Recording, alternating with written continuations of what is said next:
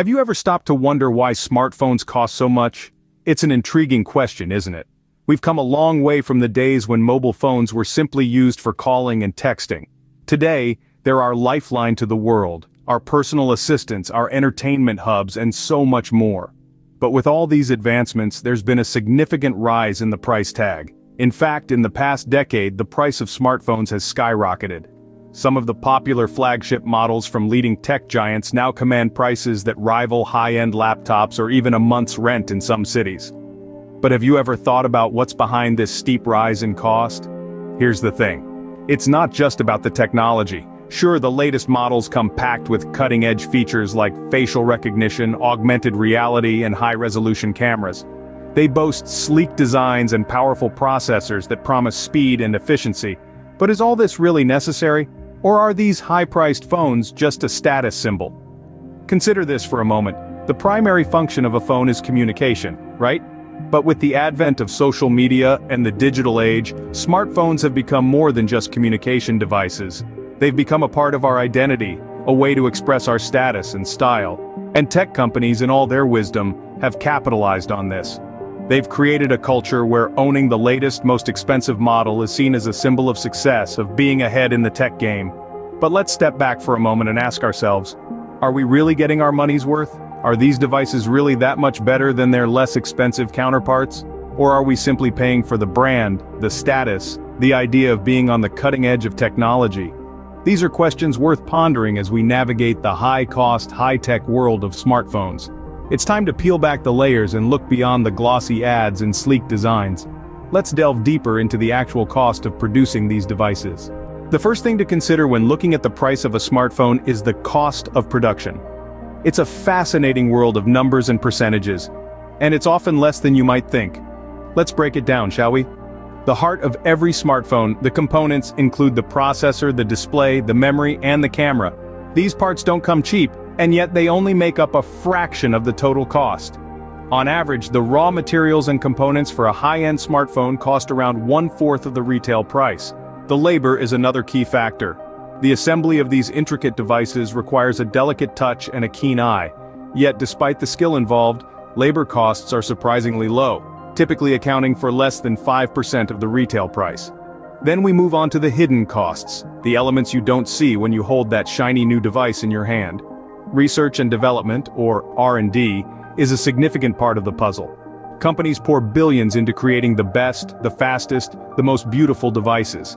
This investment, which usually accounts for around 1/3 of the total cost, is what makes each new model more impressive than the last. Finally, we have marketing.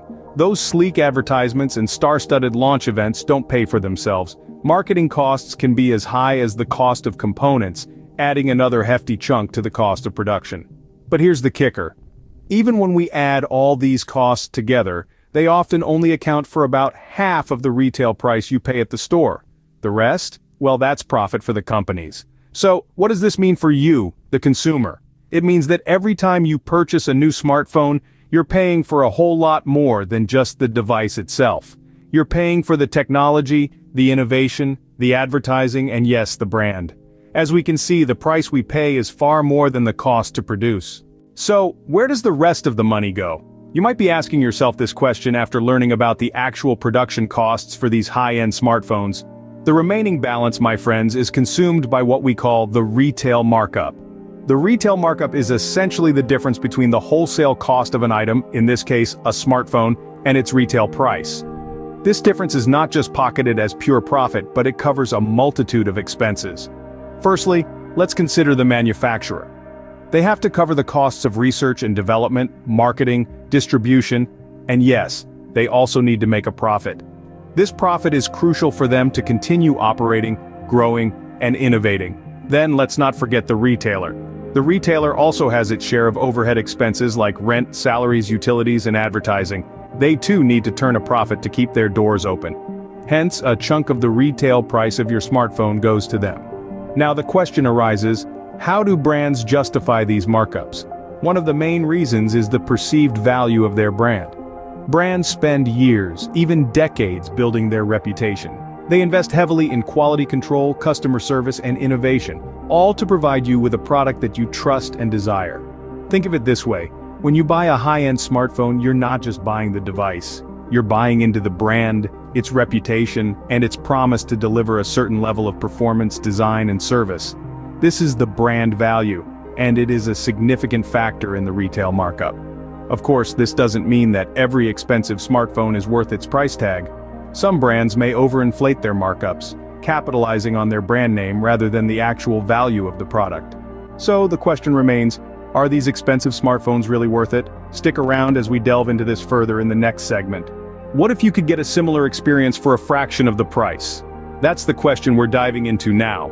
In our quest for the latest and greatest, it's easy to overlook the world of budget and mid-range phones. However, these devices often pack a punch that belies their modest price tags. They can offer a similar suite of features, comparable performance, and even some of the same design elements as their premium counterparts, all without the wallet-busting price tag. Consider the realm of budget smartphones. Many of these devices come with features like high-quality cameras, large screens, and even fingerprint sensors. They may not be the absolute cutting edge of technology, but they provide a user experience that's more than satisfactory for everyday use. Now, if you're looking for a bit more oomph without crossing into the territory of luxury pricing, mid-range phones might just be your sweet spot. These devices often incorporate higher-end features such as superior camera systems, better processing power, and sleeker designs. They strike a balance between cost and quality, providing a high-value experience that doesn't require you to take out a second mortgage. And let's not forget about the second-hand market. With people upgrading their phones every couple of years, there's a steady stream of gently used high-end devices out there just waiting for a new home. These phones can provide an excellent way to get your hands on premium features for less. Of course, the best phone for you ultimately depends on your individual needs and budget, but the key takeaway here is that you don't need to splash out on the most expensive device to get a great smartphone experience. Whether you're a fan of budget devices, you're drawn to the value proposition of mid-range phones, or you're intrigued by the potential savings of the second-hand market, there's a world of affordable options out there. As we can see, there are plenty of options for those who don't want to break the bank. So, do you really need an expensive smartphone? This question has been at the heart of our exploration today. We've delved into the high cost of high tech, peeling back the layers of what you're actually paying for when you shell out for the latest, shiniest model. We've seen that a significant chunk of what you pay is not just for the device itself, but for the intricate process of production that brings it to life. We've also shed light on the retail markup, a hefty slice of the price tag that often goes unnoticed. But the story doesn't end there. We've also explored the alternatives to these costly smartphones. There are numerous options out there that offer similar, if not identical, functionality at a fraction of the price.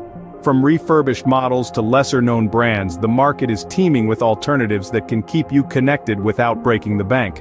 Now, let's talk about the elephant in the room, the perceived value of expensive smartphones. It's no secret that companies invest heavily in marketing to make their devices appear superior.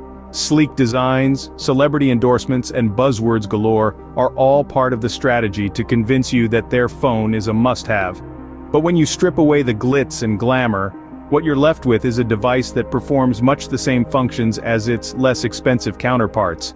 Is it really a necessity then, or is it a desire fueled by clever advertising and the human instinct to fit in? Remember, the core purpose of a phone is to facilitate communication and provide useful functions. It's a tool, not a status symbol. So as we reach the end of our journey, it's time to reflect. Is the hefty price tag worth it, or are you falling into a trap set by savvy marketers?